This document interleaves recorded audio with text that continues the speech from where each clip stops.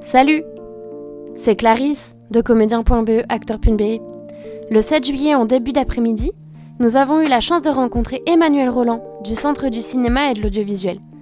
Avec Emmanuel, nous avons parlé de la reprise des tournages, des budgets futurs, des différentes formes de soutien et de comment sortir du lot. Ces informations sont précieuses. C'est pourquoi nous avons décidé de vous les partager. Compte tenu de la situation sanitaire, cette session a eu lieu en vidéoconférence, d'où une qualité de son correcte sans être parfaite. Merci pour votre compréhension. Bonjour tout le monde, merci beaucoup d'être présent pour ce webinaire. Chez comédien.be, acteur.be, on est vraiment content de pouvoir organiser ce genre de moment où vous pouvez rencontrer les professionnels qui vous soutiennent et mieux comprendre en tout cas l'univers dans lequel vous travaillez et comment monter des projets. Donc on est très content d'accueillir aujourd'hui Emmanuel Roland. Bonjour Emmanuel. Bonjour à tout le monde. Et donc, je propose que nous commencions sans plus attendre ce Q&A. Emmanuel, on sait maintenant que les tournages ont repris le 1er juillet. Est-ce que vous pourriez nous en dire plus par rapport aux conditions de ces tournages? Eh bien, tout d'abord, avant de rentrer très vite dans le vif du sujet, je voudrais vraiment vous remercier pour l'organisation de ce webinaire. Je pense que c'est effectivement un moment intéressant pour avoir un contact entre l'administration et les usagers ou futurs usagers de cette administration.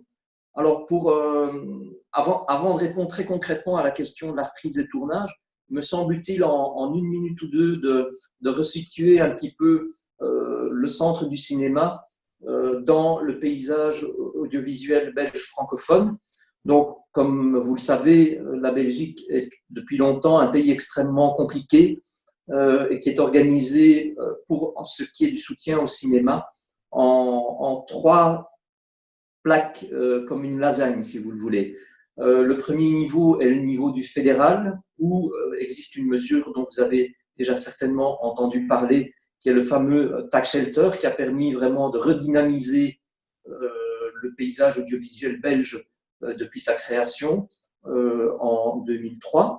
Ensuite, vous avez les fonds économiques régionaux.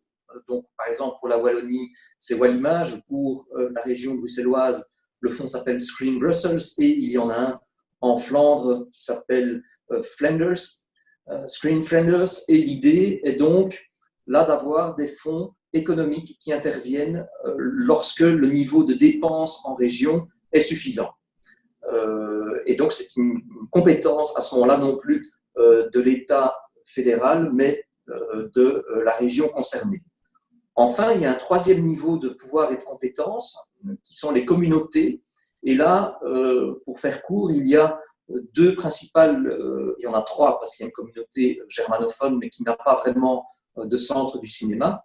Il y a la communauté flamande avec le fonds audiovisuel flamand et puis la communauté française, ça c'est le nom constitutionnel. Le nom de scène, si l'on peut dire, c'est la Fédération Wallonie-Bruxelles qui donc s'occupe et gère un centre du cinéma. Le centre du cinéma qui est donc l'outil du gouvernement de la Fédération Wallonie-Bruxelles visant à soutenir le secteur professionnel. La fonction que j'occupe au sein du centre du cinéma qui est placé sous la direction de Madame Brinfo. Je pense que certaines et certains d'entre vous ont eu l'occasion, lors d'un séminaire précédent, de s'entretenir avec elle. Donc, ce fonds a donc la responsabilité de tout le soutien sur une base dite culturelle. Donc, on n'est plus sur une base fiscale ni sur une base économique, mais sur une base culturelle. Et sur cette base, nous octroyons une série de soutiens sur lesquels je reviendrai. Ça, c'était pour la mise en place très brève de notre discussion. Donc, la première question qui est venue est celle de la reprise des tournages. Donc, évidemment, ces tournages avaient été interrompus au premier jour du confinement, donc le 13 mars. Mais ce n'est pas seulement les tournages qui avaient été interrompus, c'était également la possibilité d'exploitation dans les salles de cinéma, ce qui a causé évidemment des dommages pour les exploitants, mais aussi évidemment pour les ayants droit, c'est-à-dire ceux qui pouvaient tirer bénéfice de cette exploitation. Donc tout le monde a été perdant. Alors on a pu reprendre le 1er juillet sur des bases extrêmement prudentes qui sont liées à toutes les précautions qu'il faut prendre en la matière. Donc tout cela a un surcoût sur lequel je reviendrai quant à sa prise en charge, mais en gros il s'agit de veiller par exemple à payer les personnes qui vont devoir travailler en plus sur le tournage. Donc, on va devoir recruter du personnel supplémentaire, comme par exemple les référents Covid. Les référents Covid, ce seront en quelque sorte les grands organisateurs du tournage compte tenu des précautions supplémentaires à prendre. On va devoir engager des régisseurs supplémentaires, donc les personnes qui s'occupent de tout le bien-être matériel sur un plateau, mais qui s'occupe aussi d'organiser l'approvisionnement en électricité, qui s'occupe d'organiser la gestion des décors et toutes les parties matérielles, concrètes, opérationnelles qui doivent être présentes sur un plateau de cinéma. Eh bien, tout cela a un coût supplémentaire par rapport, en termes de régie, puisqu'il y a toute une série de précautions sanitaires à prendre en plus. Évidemment, directement lié à cela, il y a le ménage, parce qu'il faut faire le ménage beaucoup plus souvent sur les tournages, et ça oblige à engager du personnel supplémentaire. Je crois aussi qu'il faut ajouter le fait que, évidemment, à partir du moment où on prend toute une série de précautions sur les tournages, notamment le fait qu'entre chaque prise, il y a les mesures de désinfection, les changements de matériel de protection pour les personnes qui ne sont pas sur le plateau, etc., eh bien, ça veut dire qu'on tourne moins sur une journée, puisqu'il faut nettoyer tout ça. Et donc, au lieu d'avoir entre 2 et 3 minutes utiles de tournage pour un long métrage par jour, on aura peut-être 30 secondes de moins. Mais au bout du compte, ça veut dire qu'on devra tourner une semaine de plus avec le coût que vous pouvez imaginer. Le dernier surcoût important, mais vraiment important, concerne tout ce qui a trait à l'habillement, au maquillage et à la coiffure, puisque là, il y a du contact qui est prévu évidemment, mais il faut des loges supplémentaires, il faut que les costumes qui ont été portés soient eux-mêmes entretenus et sécurisés du point de vue sanitaire, et tout ça a bien entendu un coût. Voilà. Merci beaucoup. Maintenant, je pense que c'est la question qui brûle un peu les lèvres de tout le monde, donc je me lance. Est-ce qu'on peut s'attendre à une augmentation ou à une baisse des budgets de la Commission en réponse à la crise qu'on connaît aujourd'hui? C'est une excellente question et il se trouve que la réponse a déjà été donnée par les autorités politiques. Donc, notre ministre de la Culture, Madame Linard, a lancé au mois d'avril puis au mois de mai un plan en 2 phases visant précisément à relancer la mécanique de l'industrie créative cinématographique et audiovisuelle en fédération. Donc, le premier, entre guillemets, geste, je dirais, qui a été posé, cela dès le mois d'avril, consistait pour notre part, en tant que centre du cinéma, à ne pas réclamer l'argent qui nous est dû. Alors, c'est dit de façon un petit peu abrupte, mais ça prend tout son sens, et je vais vous expliquer comment. Les aides que nous octroyons, sur lesquelles je reviendrai plus tard, sont ce qu'on appelle des avances sur recettes. Ça veut dire qu'on vous prête de l'argent pour produire un film, et puis lorsque le film est exploité et qu'il rapporte de l'argent à son producteur, comme nous lui avons prêté en fonction des recettes d'exploitation, il doit nous rembourser ce que nous lui avons prêté. Eh bien, la ministre a décidé dès le mois d'avril que les recettes qui auraient dû nous être remboursées maintenant, par ailleurs, entre le 15 avril et le 30 juin, pour l'exploitation des films de l'année 2019, eh bien que toutes ces recettes seraient maintenues dans la trésorerie des sociétés de production. Cela à la fois pour les longs métrages, les courts métrages, les documentaires et les séries. Donc, tous ces montants qui auraient dû être ristournés au centre du cinéma, puisque c'était de l'argent prêté, sont maintenus dans le chef des sociétés de production. Autre mesure directement en faveur du secteur, il a été décidé que ce que nous appelons notre système de compte de soutien, dans le jargon on appelle ça aussi les primes au réinvestissement, c'est-à-dire que nous avons un système de primes qui permet aux films qui ont connu une exploitation durant l'exercice précédent, donc en l'occurrence ici 2019, de bénéficier d'un certain montant, une proportion de cette exploitation, montant dont ils pourront disposer uniquement s'ils le réinvestissent sur une nouvelle production audiovisuelle. Donc c'est pour ça que ça s'appelle une prime au réinvestissement, c'est l'équivalent du système français bien connu du compte de soutien. La ministre de la Culture a décidé que ces montants-là ne devraient plus être obligatoirement réinvestis immédiatement, mais seraient disponibles dès que le calcul de la prime était établi et donc à ce moment-là pouvaient là aussi bénéficier aux auteurs, aux réalisateurs et aux producteurs. Ça, c'était le premier train de mesures. Le deuxième, qui est tout aussi concret, c'est que avec l'utilisation d'un certain nombre, on a fait un petit peu le tri dans notre trésorerie, si je puis dire, et avec le soutien de la ministre de la Culture, il a été décidé de majorer les aides octroyées par le Centre du cinéma en 2020 d'un montant de 20%. Donc, toutes les aides à la production octroyées pour les longs métrages, pour les courts métrages, pour les documentaires, ce qu'on appelle les films lab, donc les films expérimentaux, vont obtenir un supplément de soutien de 20%. Donc, par exemple, pour un long métrage, le soutien, c'est 425 000 euros. Ça veut dire, si vous comptez comme moi, qu'au moment d'établir l'arrêté de soutien, ça fera 85 000 euros supplémentaires. L'idée n'est pas... c'est une mesure Covid, mais l'idée est de compenser, en fait, les financements qui ne seront pas obtenus par ailleurs.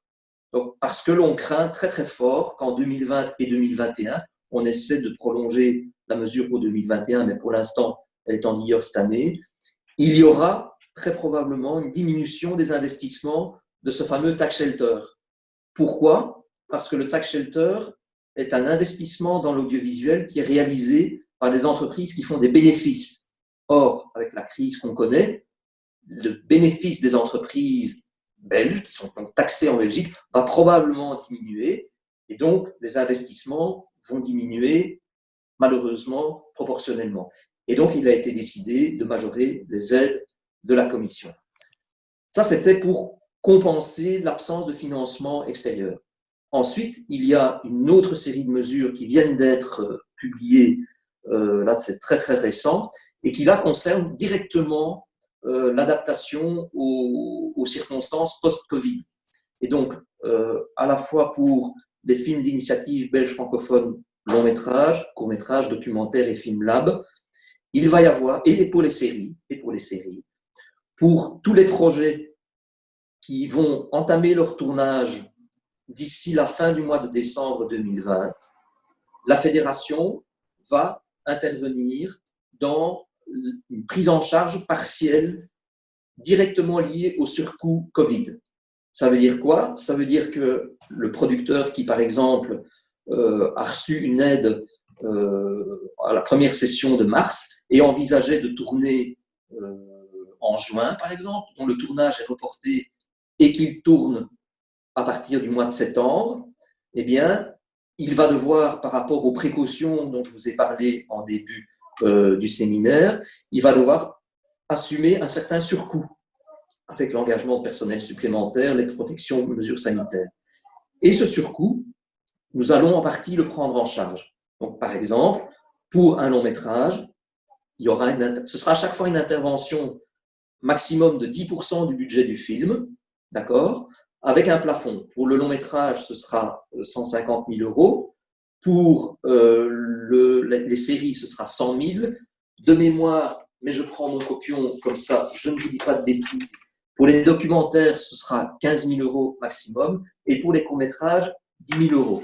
Alors, ce ne sera pas un chèque en blanc, évidemment. Il faudra que le producteur nous fasse un devis extrêmement précis de ce qu'il doit prendre en charge, en théorie, comme surcoût lié aux mesures post-Covid. Et en fonction de ça, nous interviendrons pour prendre en charge une partie du surcoût.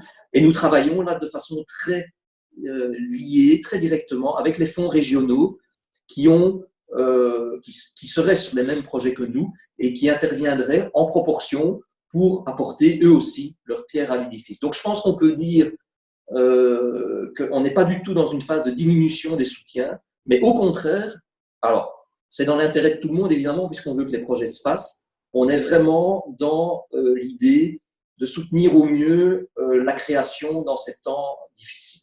Voilà. Super, merci beaucoup. En tout cas, ce sont des bonnes nouvelles pour nos membres. C'était pour l'actualité. Maintenant, on va passer plutôt aux questions qui concernent les jeunes créateurs. Qu'est-ce qui se passe si je viens de terminer l'écriture d'un film? À qui je dois m'adresser pour espérer obtenir des fonds et quel est le processus? Alors, je dirais, si vous avez terminé l'écriture d'un film, je suppose donc qu'à ce moment-là, votre fonction, en tout cas pour ce film-là, est scénariste. Après, il n'est pas nécessairement évident de savoir qui va le réaliser, mais si vous restez en tant que scénariste et que vous voudriez que votre film reçoive un soutien de la part du Centre du cinéma, par exemple, eh bien, vous devez à ce moment-là vous dire que vous allez introduire une demande d'aide à la production, on va donc parler d'un court-métrage, auprès du Centre du cinéma. Alors, je pourrais y revenir ultérieurement en détaillant les différentes formes d'aide, mais le fait est que, en tant que personne physique auprès du Centre du cinéma, vous ne pourrez pas déposer une demande d'aide à la production de votre film. Vous devrez passer par une structure qui sera soit une société commerciale, soit une ASBL. Donc, le principe de création de l'ASBL, je ne vais pas le détailler parce que sinon, on y passerait toute l'heure et ce n'est pas exactement le but du jeu, mais il faut savoir que l'ASBL, comme son nom l'indique, est une association de personnes qui ne vise pas l'enrichissement. Donc, c'est un but associatif qui a un objet, en principe, de bienfait pour l'intérêt général et non pas l'enrichissement personnel. Il suffit d'être 3 personnes, physiques ou morales par ailleurs, et de rédiger des statuts. Il n'y a pas de mise de fonds, contrairement aux sociétés commerciales. En revanche, il y a bien entendu des frais de publication auprès du moniteur belge où vous devrez avoir indiqué le but, la composition de la SBL, son objet social, plus la manière de rendre les comptes et de gérer l'association. Si vous faites ça via papier, ça vous coûtera de l'ordre de 150 €. Et si vous le faites en ligne, ce qui est possible depuis quelques années, on est à un peu plus de 110 € hors TVA. Donc, on ne peut pas dire que la création d'une ASBL soit une opération coûteuse. Elle est néanmoins une étape obligée pour demander une aide à la production d'un court-métrage auprès du Centre du cinéma. Si en revanche, on est sur une demande d'aide à l'écriture, donc vous avez une première version de ce que vous avez écrit, mais vous n'en êtes pas tout à fait satisfaite ou satisfait, et vous souhaitez obtenir une aide à l'écriture chez nous, alors là, vous avez le choix. Vous pouvez le déposer en tant qu'auteur, en tant que personne physique, ou via une structure. Si vous le déposez en tant que personne physique, donc directement, à ce moment-là, vous devez avoir au moins 2 courts-métrages qui auront été préalablement portés à l'écran. Donc, ça veut dire qu'on n'accepte pas, en clair, les demandes qui seraient des premières demandes, a fortiori non professionnelles. Donc, c'est un soutien financier de type culturel, mais à vocation professionnelle.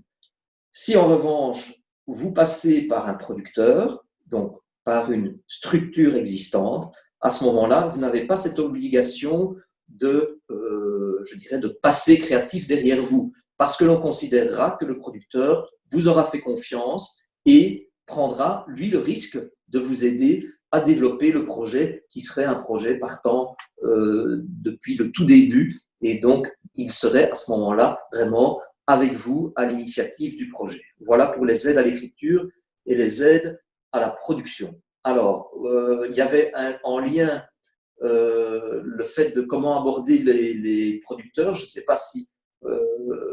il n'y a pas vraiment de truc, ça se saurait. Mais le fait est que il y a un proverbe qui dit que pour faire un bon film, il faut un bon scénario et un bon scénario. C'est un peu ça. Si vous voulez séduire un producteur, il faut arriver avec une bonne idée. Et la bonne idée, eh ben, il n'y a pas énormément de trucs ou de recettes. Il faut que l'idée soit travaillée, qu'il y ait une curiosité, qu'il y ait si vous envisagez de réaliser vous-même, qu'il y ait une vision de cinéaste. Et ça, c'est par l'échange que ça se fait. Et l'alchimie va prendre ou pas. Et c'est pour ça, par ailleurs, que nous essayons extrêmement régulièrement, à tout niveau, de favoriser, que ce soit, par exemple, les séances dites de pitching, de présentation de projet, ou l'échange entre des producteurs et des auteurs d'une manière ou d'une autre, que ce soit en virtuel ou en présentiel lorsque l'occasion se permet. Nous encourageons vraiment ça, mais il n'y a pas de truc. Donc les producteurs, effectivement, reçoivent beaucoup de propositions, et puis de temps en temps, sur les 10 propositions qu'ils reçoivent, ils sont séduits par une, et ils vous accompagnent dans la suite des démarches à ce moment-là. Merci beaucoup. On peut passer maintenant à ce qui est vraiment au cœur de votre travail, donc le soutien. On a structuré en 2 parties, les questions générales et puis les questions portant sur des points plus précis. Est-ce qu'on pourrait discuter maintenant de quelles sont les aides à la création existantes ainsi que les différents types de commissions et quelles sont les conditions pour chaque? D'accord. Alors, on avait l'intention, parce que ça a l'air totalement improvisé comme ça, mais on a quand même un petit peu préparé avec Madame Lepage. Donc, ce que je vais vous dire maintenant, en fait, vous pourrez ultérieurement, je pense, utilement vous référer à notre site internet centreducinéma.be, où si quelque chose vous avait échappé dans le courant de l'entrevue, retrouver un certain nombre d'éléments, et notamment les formulaires de demande d'aide, les dispositions générales de fonctionnement de notre commission de sélection. Donc, alors, comment cela fonctionne-t-il? En fait, nous accordons des aides à la création suivant une loi. En Fédération Wallonie-Bruxelles, les lois s'appellent des décrets. Et le décret cinéma est une loi assez récente, parce qu'on l'a évidemment revu en fonction de règlements anciens que l'on a consolidé au sein d'un seul ensemble législatif. C'est le décret cinéma du 10 novembre 2011 qui est entré en application à partir du 1er janvier 2012 et qui régit l'ensemble de nos interventions en matière de création. Alors, pour faire court, dans un premier temps, nous avons donc au sein du Centre du cinéma une commission de sélection des films. Elle est composée de professionnels qui représentent toutes les parties de la chaîne de la création. Donc, dans cette commission de sélection des films, vous aurez des scénaristes, vous aurez des réalisateurs, vous aurez des producteurs, vous aurez des acteurs, bien entendu, vous aurez des techniciens, vous aurez des gens qui s'occupent de la post-production des films, vous aurez des gens qui sont liés à la presse et aux médias, vous aurez des exploitants, vous aurez des distributeurs, voilà, tout ça forme un ensemble qui pour l'instant se compose d'environ 85 membres. On est en train de revoir la composition de la commission qui, après le fameux décret de la nouvelle gouvernance qui avait été adopté par le gouvernement de la ministre de la Culture, Alda Greoli, sous la législature précédente, est maintenant mis en application. Et donc, Cette commission gère les aides à la création, qui sont, je dirais, des types suivants. Elle gère des aides à l'écriture, donc je vous en ai parlé, hein, donc des aides à l'écriture, des aides à la production, proprement parlée, avant le début des prises de vue ou après le début des prises de vue.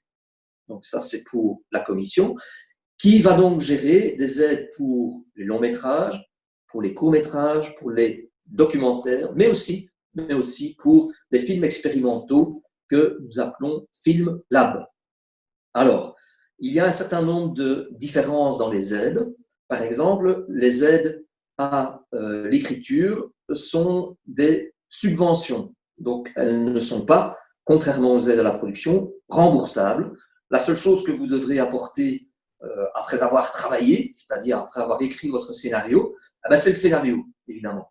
Donc, le but du jeu est de vous accorder une somme qui vous permet de prendre le temps de vous consacrer à l'écriture de votre scénario. Vous pouvez donc, comme je l'ai déjà dit, vous positionner en tant que personne physique ou en tant que personne morale avec, à ce moment-là, un producteur. Et le montant de cette aide est de 12 500 €. Les aides à la production, non, je vais continuer après les aides à l'écriture. Nous avons des aides au développement. Alors, pourquoi j'hésitais à en parler? Parce qu'elles vont fondamentalement changer et évoluer, mais ça vous intéresse, je pense, entre jeunes créateurs. C'est que pour l'instant, nos aides au développement, qui sont allouées aux producteurs exclusivement, sont concentrées sur un mélange en fait de développement artistique et de développement de production d'un montant de 37 500 €. Le problème, a-t-on constaté à l'usage de ces aides, c'est que précisément, nous n'avons pas phasé nos interventions. Et donc, on ne sait pas à un certain moment quelle partie de l'aide va aux auteurs et quelle partie de l'aide va aux producteurs. L'aide a correctement fonctionné, mais pas suffisamment comme on le voulait. Et donc, nous avons décidé, en s'inspirant de ce que faisaient nos voisins du nord du pays, à augmenter de façon significative le nombre d'aides au développement pour le volet artistique et deux, prévoir une aide au développement productionnel. Donc là, on est avec des montants qui sont plus importants, à savoir 30 000 € pour le développement artistique, 30 000 € pour le développement productionnel, les deux phases étant obligatoires chronologiquement parlant si on veut aller jusqu'au bout du processus. Donc, vous devez passer d'abord par le développement artistique avant d'aboutir au développement productionnel. Et donc, si vous comptez comme moi, si vous avez eu l'aide à l'écriture et qu'ensuite vous avez l'aide au développement artistique et ensuite l'aide au développement de production via votre producteur favori, vous avez déjà reçu pour développer le projet la somme de 72 500 €. Et ensuite, à ce moment-là, il y a la possibilité de soumissionner à la commission une demande d'aide à la production. Tout cela se fait via votre producteur. Pour les longs métrages, à ce moment-là, on ne peut plus seulement se contenter d'être en ASBL, il faut être en société commerciale, voire en société anonyme, ce qui nécessite des mises de fonds plus importantes, comme vous le savez probablement. Cette commission, je vais rester au niveau du long métrage, mais en gros, pour le court métrage, il y a des aides à la production, tandis que pour le documentaire, il y a des aides à l'écriture, au développement et à la production. Donc, grosso modo, on a le même type de structure chronologique d'aide pour nos différents projets. La commission se réunit 3 fois par an, une fois en avril, une fois en juin, excusez-moi, et une fois en septembre-octobre, avec dépôt des projets environ 1 mois et demi avant le moment de l'examen des projets par la commission. Il faut savoir que l'administration assure le secrétariat des commissions, mais ne prend pas part au vote. Donc, ce n'est pas l'administration qui décide du soutien à apporter à votre projet. Ce sont les professionnels qui rendent un avis circonstancié, argumenté par ailleurs, c'est obligatoire, c'est dans la loi, qui rendent un avis à l'attention du ministre de tutelle, en l'occurrence ici de la ministre de tutelle, Madame Linard, qui va se fonder sur l'avis rendu par la commission pour prendre une décision. Donc la décision formelle de soutien, elle est prise par la ministre de tutelle sur base de l'avis de la commission de sélection des films. Et à partir de là, il y a tout un processus administratif qui est un peu compliqué, mais que je peux vous résumer très brièvement, qui est que pour une aide à la production, eh bien, si vous l'avez obtenue, vous devez prouver à l'administration, cette fois-là, que tout ce que vous aviez, entre guillemets, promis à la commission, donc par exemple, je vais avoir telle chose pour financer mon film, je vais avoir tels autres apports, mon film va coûter autant, eh bien, vous devrez prouver à l'agrément, ce qu'on appelle l'agrément, qui est par ailleurs au cœur de mon travail au sein de la direction de la production. C'est vraiment quelque chose dont on s'occupe dans ma direction. On va vérifier que ce qui a été annoncé en amont se vérifie avant de libérer l'argent. Et une fois que le projet est agréé, à ce moment-là, on signe un contrat avec eux et on libère l'argent pour que le producteur puisse avancer dans la réalisation du film. Est-ce que j'ai, dans un premier temps, répondu aux questions ou est-ce que j'en ai oublié? Dites-moi. Non, je pense que c'est bon. Je crois qu'on peut passer à la suite où on voulait parler de quel est le trajet que va faire un dossier qui est soumis auprès du Centre du cinéma. Quelles sont les étapes et surtout, est-ce que c'est différent s'il s'agit d'un premier projet qui est soumis auprès de vous? Alors, donc les étapes, je les ai déjà un peu abordées, mais c'est bien qu'on fasse à la fois un petit récapitulatif et le lien avec les premières œuvres.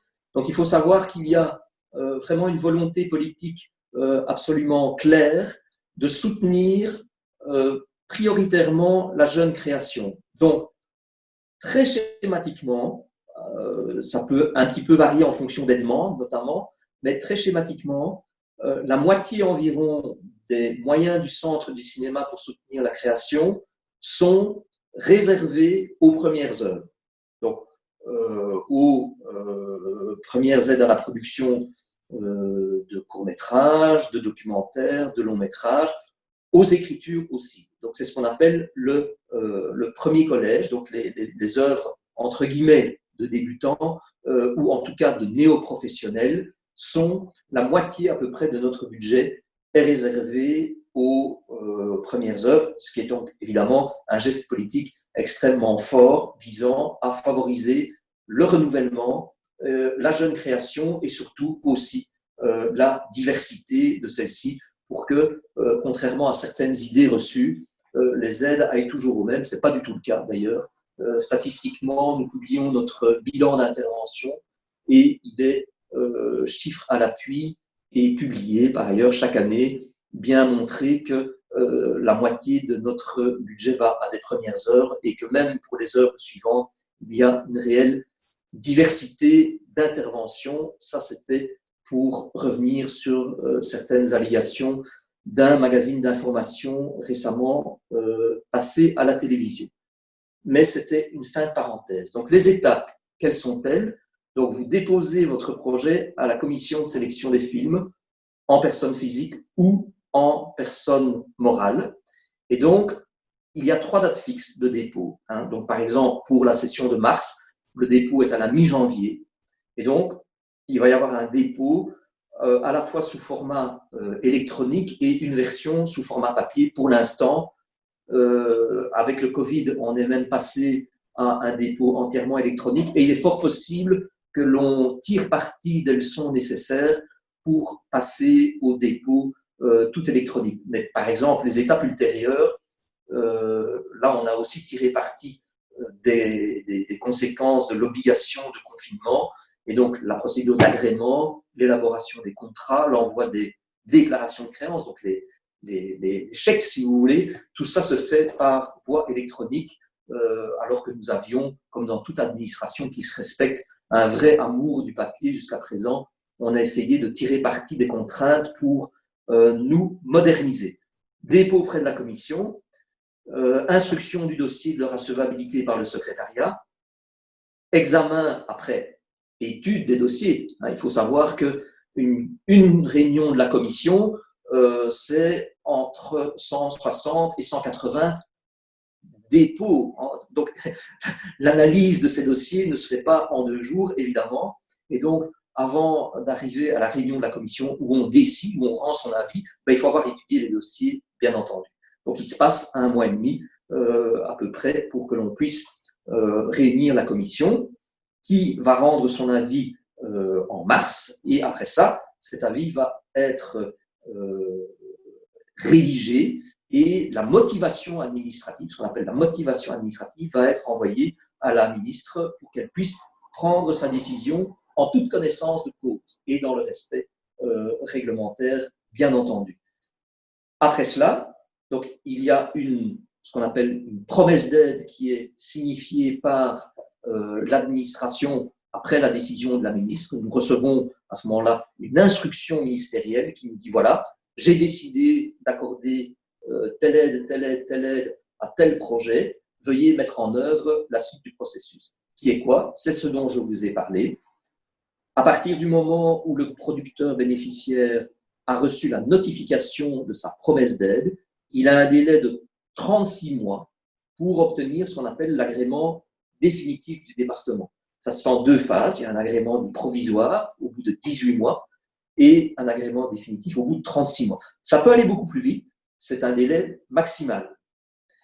Et petite parenthèse, par exemple, pour un long métrage, on a assez souvent besoin du délai le plus long possible, donc c'est une course de très longue haleine, et la ministre a décidé, à cause du Covid, à cause des mesures ayant peut-être entraîné l'absence de prise de décision d'autres fonds partenaires, de prolonger la validité d'obtention de l'agrément d'1 an. Donc, pour cette année 2020, les projets qui devaient obtenir l'agrément ont 1 an de plus, en plus des 36 mois pour l'obtenir le cas échéant. Parfois, ça va beaucoup plus vite, parce que le film est à moindre coût, parce que le producteur a pu rassembler le financement nécessaire.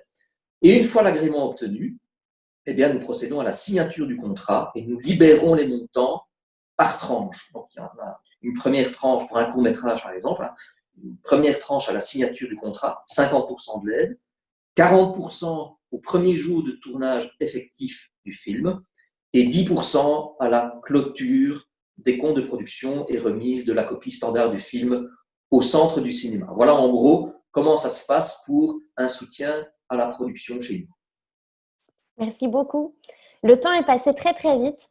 Du coup, je propose, j'ai réorganisé rapidement les questions pour peut-être essayer d'aller vers des choses qui sont pointues et qui pourraient inspirer le plus grand nombre, sachant que la question suivante, on avait prévu de parler de la différence de soumission entre un film, une série. Ça, c'est des choses qu'on peut regarder facilement sur le site. En tout cas, on peut trouver facilement cette info. Alors que, par exemple, il y a des petites choses qui, je pense, pourraient être vraiment utiles pour nos membres. Et donc, je commence par cette petite question. Combien de fois peut-on déposer le même projet devant la commission? Alors, c'est une excellente question. Il y a un maximum de 3 dépôts. Alors, le fait est que vous devez, lorsque vous représentez un projet, donc pour un film d'initiative belge francophone, lorsque vous le représentez, vous devez bien évidemment, enfin, ça a l'air évident, mais ça ne l'est pas, vous devez bien évidemment mentionner ce qui est différent du premier dépôt. Sinon, ça va pas le faire par rapport à un premier dépôt. Les gens vont se dire, mais ce dossier-là, attendez, je l'ai déjà vu, et ça va être un peu bâclé. Donc, ce qui est intéressant, c'est de montrer au lecteur que vous avez tenu compte des conclusions, où on vous disait, par exemple, je ne sais pas, la structure narrative est faible au milieu parce que il manque un lien entre la première et la dernière partie. Voilà. Si vous précisez dans la demande le fait que vous avez tenu compte de ça en ajoutant telle scène ou en éliminant tel personnage secondaire, que sais-je encore, ce sera intéressant au moment de la relecture du projet par la commission. Ça, c'est possible une fois, sans demander d'autorisation. En revanche, si vous avez un deuxième refus, là, c'est soumis au vote de la commission de sélection qui, en son âme et conscience, se prononce pour ou contre le fait que vous puissiez revenir une 3e fois. Donc, parfois, certains projets ne peuvent pas revenir une troisième fois, d'autres, oui. Mais donc, dans l'absolu, c'est un maximum de 3 présentations auprès de la commission du film. Super. Et est-ce que je peux soumettre un dossier si le tournage a déjà commencé? Alors, le principe est qu'il y a 2 types de soutien pour les films d'initiative belges francophones. La, la réponse à votre question est dans l'intitulé de l'aide, puisque l'aide s'appelle avance sur recette avant le début des prises de vue. Donc, fatalement, ça veut dire que non, vous ne pouvez pas commencer à tourner avant d'avoir obtenu l'aide du Centre du cinéma. Il y a toutefois une autre aide qui existe lorsque vous n'avez pas obtenu l'avance sur recette avant réalisation, c'est l'aide à la création après le début des prises de vue. Et là, vous aurez tourné, vous aurez un ours, donc un premier montage, je traduis, mais vous savez ce que c'est, à présenter aux membres, et là, ils vont avoir quelque chose à visionner. Et donc, dans ce cas de figure-là, évidemment, vous pourrez présenter une demande de soutien alors que le film est tourné. Mais en principe, la réponse est non, vous ne pouvez pas. Et vous pouvez encore moins si on travaille dans le cadre d'une coproduction internationale officielle, donc par exemple avec la France, par exemple, là, il y a des traités et les traités sont extrêmement stricts en la matière et vous devez préalablement, au plus tard, 30 jours avant le début des prises de vue, avoir fait agréer votre projet en tant que coproduction officielle. Sinon, vous ne bénéficiez pas des avantages et des financements des différents centres du cinéma. Donc, il est vraiment nécessaire de respecter ce délai d'introduction des dossiers avant le début des prises de vue. Ok, super, merci. Est-ce qu'on peut soumettre un dossier en autoproduction et est-ce qu'il y a des différences du coup entre si c'est un film ou si c'est une série? Si c'est un court ou long métrage ou si c'est une série? Alors, honnêtement, je dois vous renvoyer la question parce que qu'est-ce que vous appelez autoproduction? Sans passer par une boîte de production, par exemple. Non. Donc, alors, donc clairement, pour les aides à la création, contrairement à ce qui se fait, par exemple, je pense au premier collège du CNC français pour ce qu'ils appellent leur aide sélective, où vous pouvez déposer le projet en tant que réalisateur ou scénariste. Non, chez nous, pour toutes les aides à la production, vous devez passer par pour un court-métrage par une ASBL, et si c'est un long-métrage, par une société commerciale ou une entreprise comme une société anonyme. Il y a une raison à ça, c'est que on veut que le risque financier ne soit pas reporté sur la personne physique. Ça a l'air trivial, mais c'est extrêmement important parce que si, par exemple, vous décidez en votre nom propre de tourner un film et que vous vous êtes engagé auprès d'un certain nombre de prestataires, d'accord, et que le film, pour une raison X ou Y, n'arrive pas à sa bonne fin, qui est responsable du paiement des différents créanciers? Comme il n'y a pas d'entreprise derrière pour supporter ces frais-là, on va venir chercher vos effets personnels et donc vous allez vous engager à titre personnel pour régler les différentes créances. Et si vous ne savez pas le faire, ben à ce moment-là, ça vous coûte très cher parce que c'est du pénal et donc on est embarqué dans des conditions de responsabilité que nous voulons vraiment éviter. Donc on limite, hein, c'est aussi comme ça que ça s'appelle, une société de personnes à responsabilité limitée. On veut que la responsabilité soit portée sur l'entreprise et pas sur les personnes physiques. Merci beaucoup. La question suivante. Est-ce qu'on a besoin d'avoir plusieurs producteurs différents pour déposer un dossier d'aide à la production ou est-ce qu'un seul producteur suffit? Alors, c'est une excellente question parce qu'on voit effectivement souvent dans les génériques, il y a plusieurs producteurs qui sont l'un avec l'autre. Non, la réponse est très simple, un seul suffit. En réalité, à quoi vont servir les autres? je vais plutôt répondre à votre question autrement. En fait, les autres partenaires de coproduction, souvent d'ailleurs à l'international, vont servir à aller chercher le complément de financement sur leur part nationale respective. Et donc, on va avoir, par exemple, un film qui sera une coproduction entre la Belgique, le Luxembourg et la France. Et donc, on aura 3 coproducteurs qui vont signer un contrat entre eux par ailleurs. Et puis, les 3 coproducteurs auront chacun des droits et des obligations. Mais vous, en tant qu'auteur, artiste, technicien de la Fédération Wallonie-Bruxelles, vous n'aurez qu'un interlocuteur, c'est le producteur de la fédération. Donc, il n'y a pas de nécessité d'en avoir plusieurs, un seul suffit. Merci beaucoup. Quels sont les critères pour postuler à l'appel pour les longs métrages réalisés dans des conditions légères? Et de quel genre de film s'agit-il pour ceux qui n'ont pas encore très bien compris de quoi il s'agissait?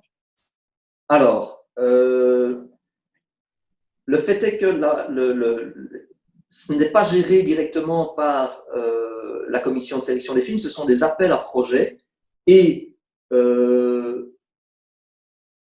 il s'avère que, à l'inverse des autres aides à la production, les montants qui sont attribués pour l'aide à la production légère, c'est un plafond de 100 000 euros.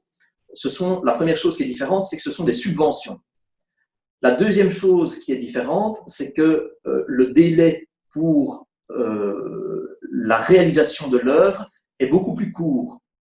Donc, on n'a pas la possibilité de chercher trop longtemps à avoir ce dont je viens de parler, à savoir des coproducteurs à l'étranger, des montages financiers compliqués. Non. Et on ne passe pas par la commission. Pourquoi? Ben, précisément parce qu'on veut pouvoir signifier aux demandeurs le fait que l'aide a été attribuée. C'est un processus qui va beaucoup plus vite dans l'attribution de l'aide financière, même si cette attribution est liée à l'obtention de l'agrément. Mais au lieu d'avoir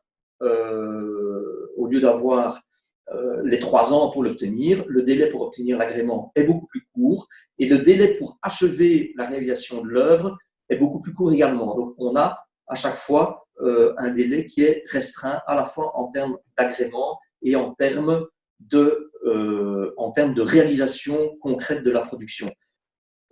Autre changement, c'est que la plateforme de diffusion, elle est libre. Donc, pour les longs métrages, le principe est qu'on va d'abord avoir la nécessité d'une sortie en salle de cinéma.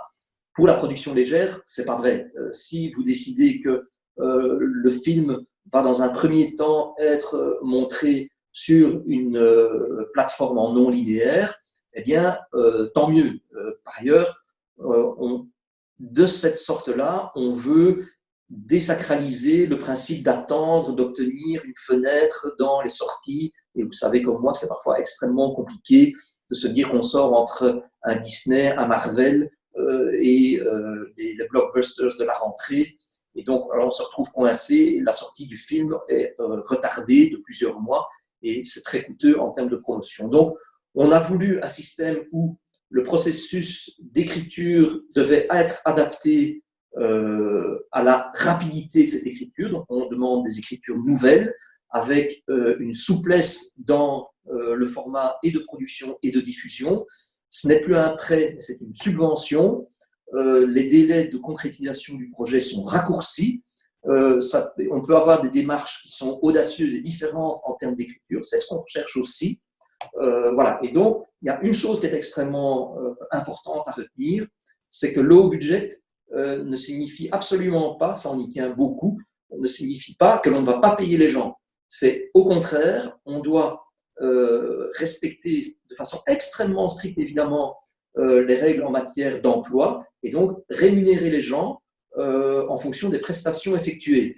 Mais ça veut donc dire que là où il faudra être créatif, c'est raccourcir le temps de prestation pour que les gens qui ont travaillé soient justement rémunérés. Donc, les productions légères ne signifient pas les productions au rabais, pas du tout. Super, merci beaucoup. La question suivante concerne la déclaration de mise en chantier. Qu'est-ce que c'est et à quoi ça sert? Alors, C'est un autre de nos systèmes de soutien. Je l'ai brièvement évoqué au début quand j'ai parlé des primo-réinvestissements.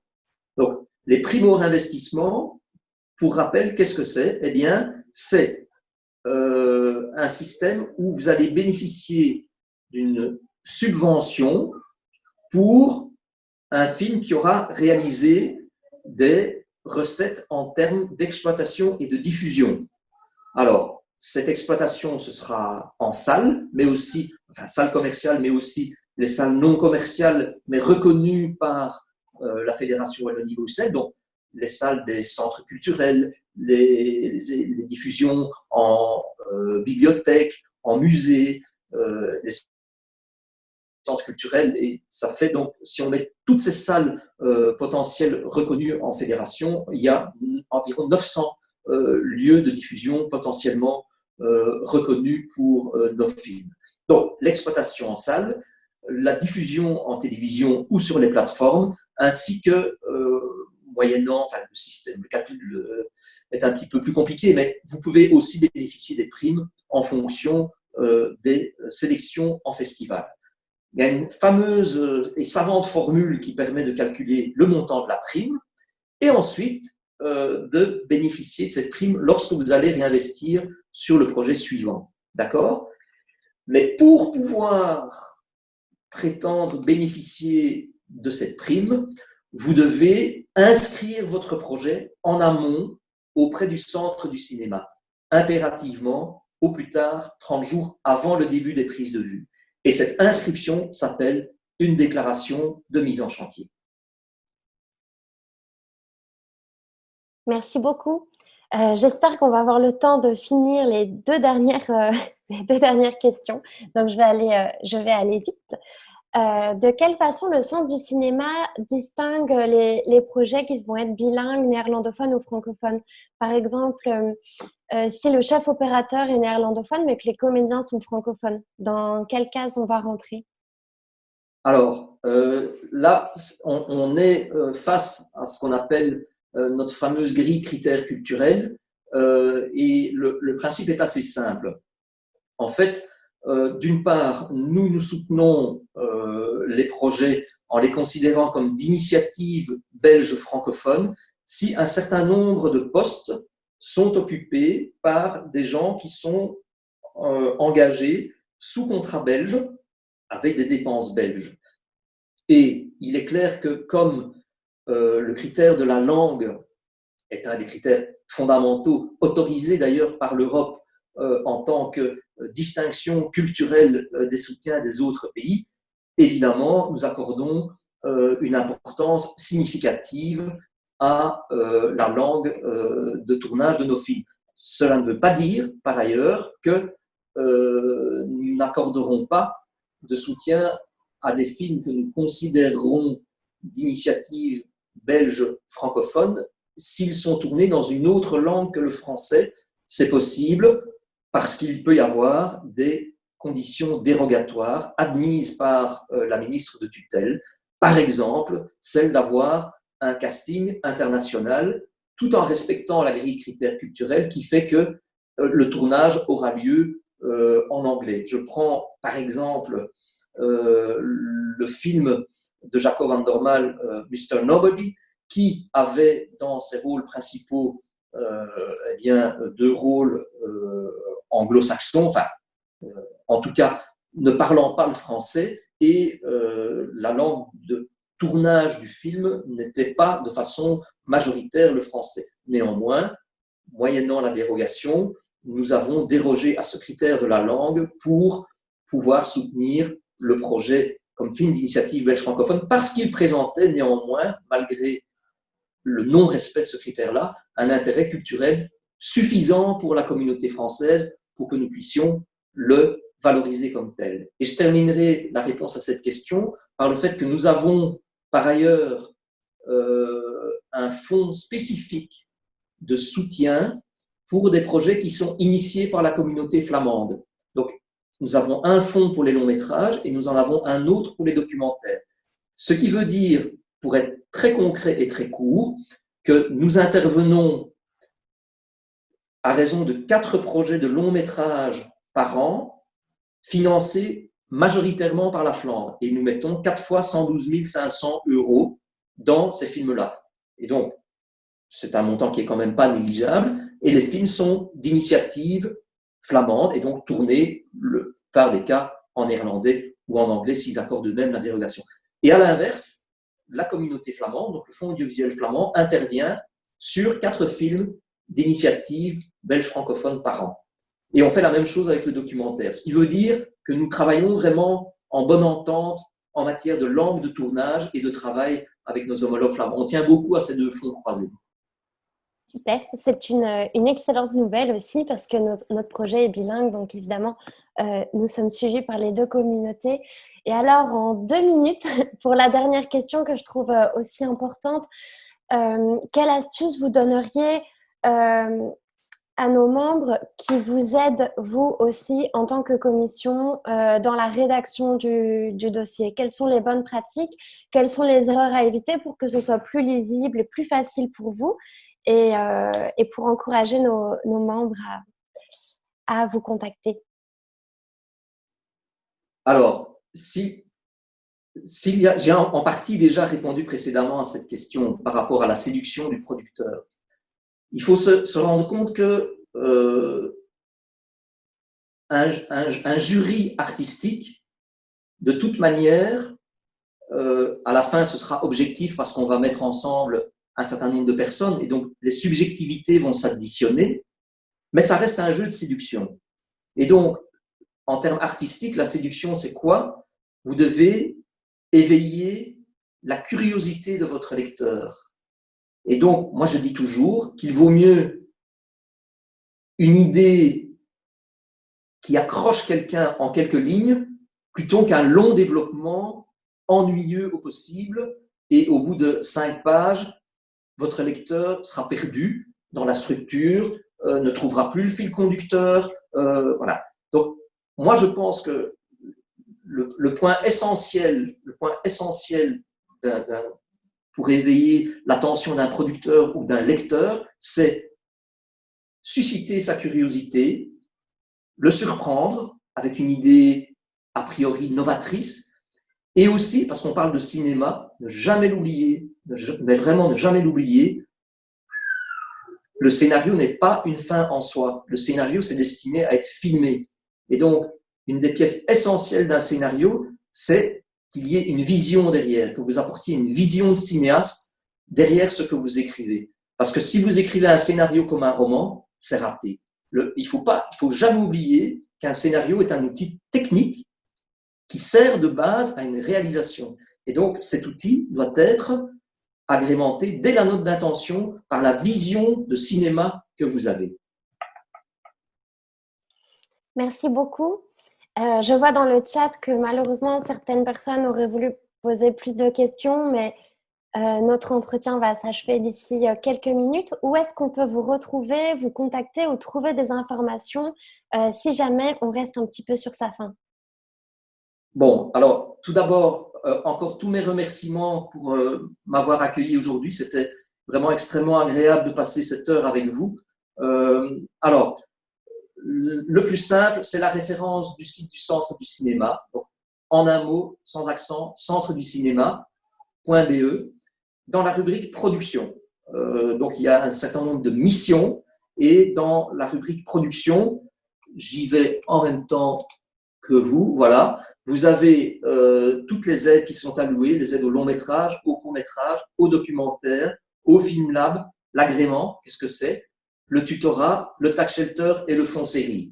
À l'intérieur, vous avez les dispositions générales, les formulaires, les noms des responsables, alors je cite encore l'explication des critères d'évaluation, les montants d'aide et tout ce que l'on peut télécharger comme document, y compris par exemple les calendriers de dépôt. Voilà. Et à la fin de chaque rubrique, eh bien, vous avez le nom du responsable de secteur avec son numéro de téléphone et son mail. Voilà.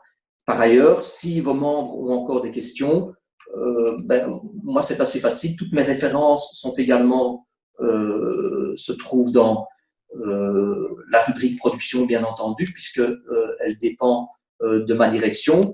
Mais n'hésitez pas à transmettre mon adresse mail à vos membres et dans la mesure du possible, j'y répondrai avec grand plaisir. Merci beaucoup. Moi, je voulais juste préciser encore aux personnes qui ont assisté que nous ne savons pas encore de quelle façon nous allons diffuser cette vidéo. On planche encore là-dessus, mais en tout cas, on vous tiendra au courant. On a vos adresses mail, donc on vous envoie ça au plus vite, peut-être en téléchargement ou peut-être en streaming. Et enfin, on n'a pas pu aborder les questions par rapport aux structures, aux ASBL, aux coopératives. N'hésitez pas à nous envoyer un petit mot aussi sur info@comédien.be, car il y a des choses sur lesquelles on pourrait déjà vous aiguiller nous-mêmes. Et en fait, pour toute question, n'hésitez jamais à nous contacter parce que même si on n'a pas la réponse, on la cherchera pour vous. Donc vraiment, n'hésitez pas. Et merci beaucoup, Emmanuel, d'avoir été disponible et d'avoir pris le temps de répondre à toutes ces questions. C'était vraiment précieux pour nous. Un grand merci à vous. Je vous souhaite à tout le monde une très belle suite d'après-midi et à une prochaine fois peut-être. Un grand merci encore. Merci beaucoup. Bonne journée tout le monde. À bientôt. Au revoir. Encore un tout grand merci à Emmanuel Roland de s'être prêté au jeu de cet entretien. Merci également à nos membres fidèles qui ont répondu présent, ainsi qu'à leurs questions pertinentes. À bientôt sur comédien.be, acteur.be. Le générique est Flourish de Purple Cat.